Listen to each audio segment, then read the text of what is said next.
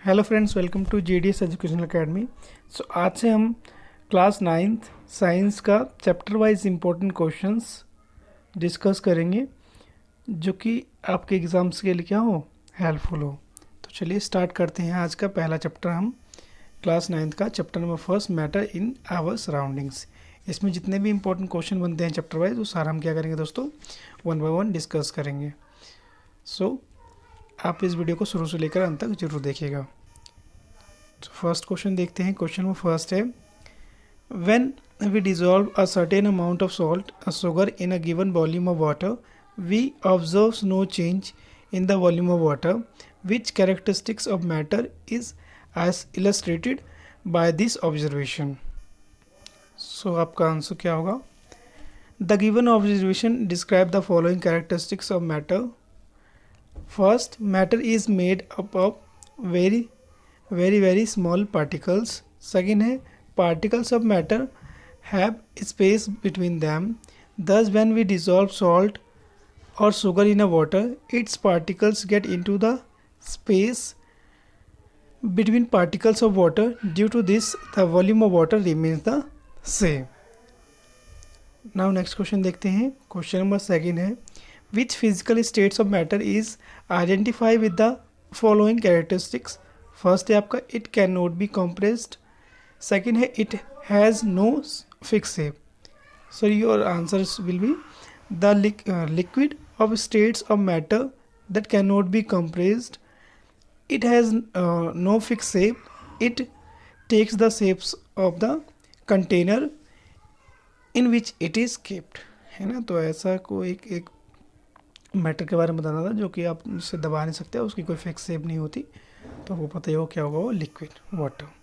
आप जिस फॉर्म में डालेंगे उसका शेप वो क्या लेगा, ले लेगा। तो आपका आंसर यही होगा, लिक्विड। नेक्स्ट क्वेश्चन देखते हैं। Question number third, sponge through being a solid can be compressed with hand, how it is possible. है ना? तो आप स्पंज को किस तरीके से दबा सकते हो जबकि क्या होता है, वो सॉलिड होता है। तो आंसर क्या होगा? A sponge has minute holes in which air is trapped. When we press it, the air is expelled out and we are able to compress it. तो जैसे आप उसे दबाते हो उसमें क्या होता है, छोटे छोटे होल होते हैं। जैसे उसे दबाते हो तो एयर क्या होता है, बाहर निकल जाता है। तब आप क्या करते हो, उसे दबा पाते हो। नेक्स्ट क्वेश्चन देखते हैं। Question number fourth, why do be solid exhibit a defined shape. तो आंसर क्या होगा? The intermolecular force between the particles of solid are very strong due to which they remain settle at a fix position giving a solid a definite shape. तो याद रखिएगा, important question है आपका ये भी।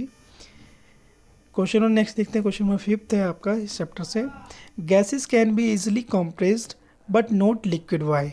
है ना? गैसेस को आप इजीली कंप्रेस कर सकते हो बट लिक्विड हो क्यों नहीं।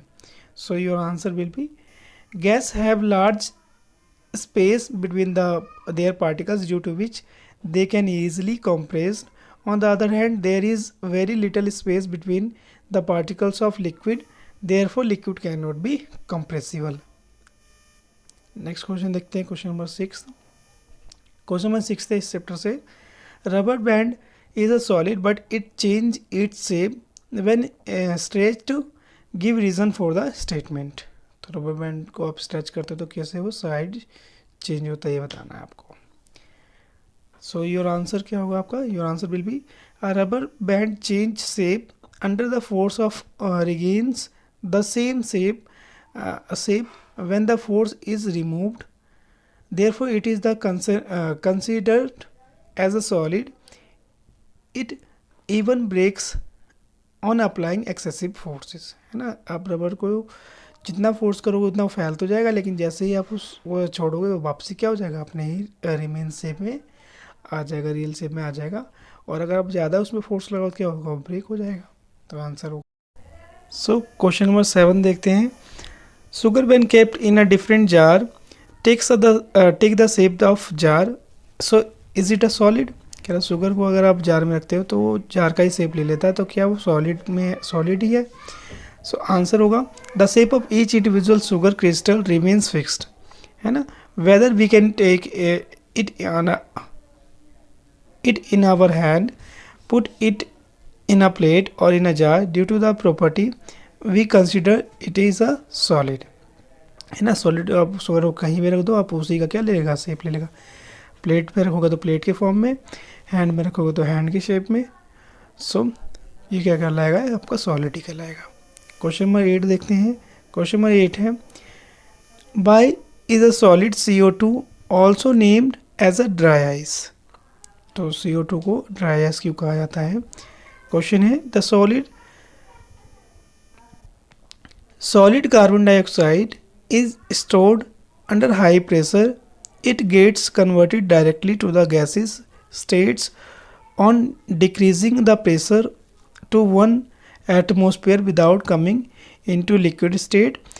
This is the reason that the solid carbon dioxide is also known as dry ice. So याद रखिएगा, इंपॉर्टेंट क्वेश्चन है आपका ये. नेक्स्ट देखते हैं क्वेश्चन नंबर 9. क्वेश्चन नंबर 9 कह रहा है why do we wet clothes dry faster on a sunny days than on a cloudy days. So गीले कपड़े सनी डेज में आसानी से क्यों सूख जाते हैं जबकि क्लाउडी डेज में नहीं. तो आपका रीज़न होगा the temperature on a sunny days is higher than on a cloudy days. Now as the rate of evaporation increases with the increases in the temperature, bed clothes dry faster on the sunny days than on a cloudy days. Question number 10 देखते हैं. Question number 10 है how does the rate of evaporation change with. So your answer, इसमें option है आपके, पहला है increase the surface area, second है increase the temperature, increase the humidity, fourth option है increase the wind speed. So your answer will be, answer होगा the rate of evaporation increase with the increase of surface area, the rate of evaporation increase with the increase in temperature, the rate of evaporation decrease with an increase in humidity, the rate of evaporation increase with an increase in wind speed. तो यहाँ पे ये आपका important question है. सो यहाँ पे हमारा first chapter क्या होता है दोस्तों, कंप्लीट होता है. और जितने भी इस चैप्टर से इंपॉर्टेंट क्वेश्चन बनते हैं आपके एग्जाम्स पर्पज से, वो मैंने आपको यहाँ पे क्या करवाया, कवर करवाया है. सो आई होप आपके लिए वीडियो क्या होगी, हेल्पफुल होगी. So if you like my video then please like share and subscribe my channel. इससे ज़्यादा से ज़्यादा लोगों तक शेयर करिए और एक लाइक देना ना भूलें ताकि मुझे आपकी इस लाइक से क्या मिले, मोटिवेशन मिले, और आपको मैं इसी तरीके से नेक्स्ट चैप्टर की वीडियो जल्द से जल्द प्रोवाइड कर दूँ. सो इससे ज़्यादा से ज़्यादा लोगों तक क्या करें फ्रेंड्स, शेयर करें. Thank you so much.